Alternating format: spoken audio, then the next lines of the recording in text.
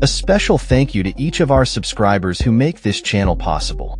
Here's today's story.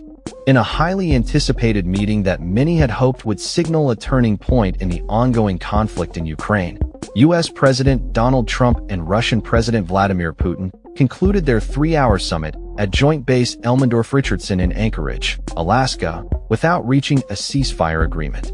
The meeting, which was framed as a potential breakthrough in the Ukraine war, ultimately resulted in vague assurances of progress and a commitment to continue discussions, leaving many observers disappointed and concerned about the future of diplomatic efforts. The choice of Anchorage as the meeting venue was laden with symbolism. This location represents a strategic intersection between the U.S. Arctic frontier and Russia's eastern territories, separated only by the Bering Strait. The base, steeped in Cold War history, allowed for heightened security and projected an image of American military strength. For Russian officials, the meeting's location served as a reminder of Alaska's history as Russian America before it sailed to the U.S. in the 19th century. However, the lack of concrete outcomes from the summit raises questions about Trump's reputation as a dealmaker. Despite prior assurances that the chances of failure were minimal, the American president left Alaska without any tangible agreements, undermining his credibility both domestically and internationally. Trump faced mounting pressure from allies and critics alike leading up to the summit. European leaders were apprehensive about potential unilateral concessions to Russia, while Ukrainian officials feared that any agreement reached without their involvement could legitimize territorial losses. While neither of these fears materialized, the absence of substantive progress still cast a shadow over the meeting's significance. The post-summit press event further highlighted the challenges faced by Trump. As Putin delivered lengthy remarks, Trump remained largely silent, and the two leaders quickly exited the stage without taking questions from reporters. This stark contrast to traditional White House press conferences, where U.S. presidents typically engage with the media, raised eyebrows and fueled speculation about the dynamics of their relationship. Although no ceasefire was achieved, Putin emerged from the summit with increased visibility and legitimacy. For nearly a full day, he was treated as a respected guest on American soil, complete with a red carpet welcome. Sharing the stage with the U.S. president allowed him to project strength domestically and reinforce his position as a key player on the global stage, particularly in light of Russia's increasing isolation since the invasion of Ukraine.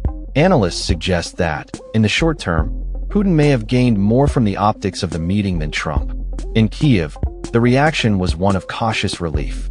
Ukrainian leaders and citizens expressed gratitude that no agreement was reached that could have jeopardized their territorial integrity. Past experiences with Russian promises have left Ukrainians skeptical of any deal struck in secret. However, the lack of progress is not seen as a victory. It reaffirms the belief that Moscow remains committed to its aggressive objectives in Ukraine. Putin's emphasis on the so-called root causes of the conflict, which many interpret as a desire to undermine Ukraine's sovereignty, underscores the challenges that lie ahead. Despite years of Western pressure, there has been little indication that Russia is willing to change its stance. The situation remains precarious, with ongoing Russian strikes and no clear consequences for Moscow's actions. The core disagreement between the U.S. and Russia is evident. The United States seeks a halt to Russia's offensive and a monitored ceasefire, while Russia demands recognition of its territorial claims and security guarantees that would weaken Ukraine's independence. With Ukraine excluded from the discussions in Anchorage, the likelihood of bridging these gaps was virtually non-existent. Experts contend that any viable ceasefire would require Kyiv's involvement, comprehensive verification mechanisms, and a credible enforcement system, none of which were established during the summit. As Trump returns to Washington, he faces the challenge of managing the narrative surrounding the summit. He had positioned himself as the leader capable of bringing an end to the war, but coming back empty-handed undermines that claim. Political opponents are quick to label the summit a missed opportunity and a foreign policy failure. Internationally, allies may feel relieved that no unilateral concessions were made, but they will also question whether the U.S. is prepared to impose real consequences on Russia for its refusal to engage in meaningful negotiations.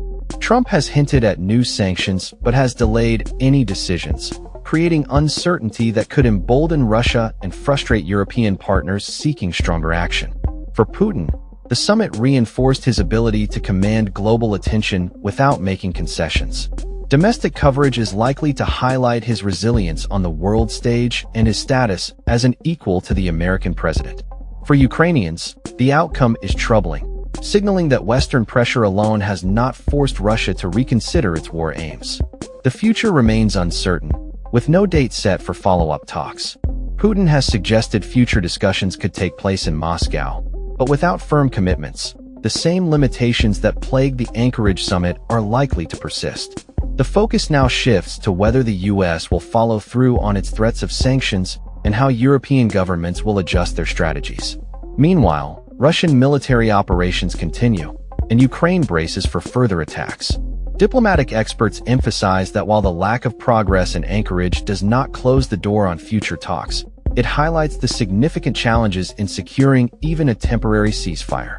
Until Ukraine is fully included in the negotiations and effective enforcement mechanisms are established, meetings between Washington and Moscow alone are unlikely to alter the course of the war. The Trump-Putin summit in Alaska will be remembered less for its achievements and more for the absence of meaningful outcomes. No ceasefire was declared, no peace framework was established, and no timeline for progress was set. For Putin, it was a chance to showcase Russia's resilience. For Trump, a reminder that high-stakes diplomacy without careful preparation can yield little more than photo opportunities. For Ukraine, the failure to produce change brings short-term relief but long-term anxiety as the war continues and uncertainty looms over future negotiations. That's all for this story. We upload videos every day covering many different subjects, so hit that subscribe button to stay informed. Thanks for watching.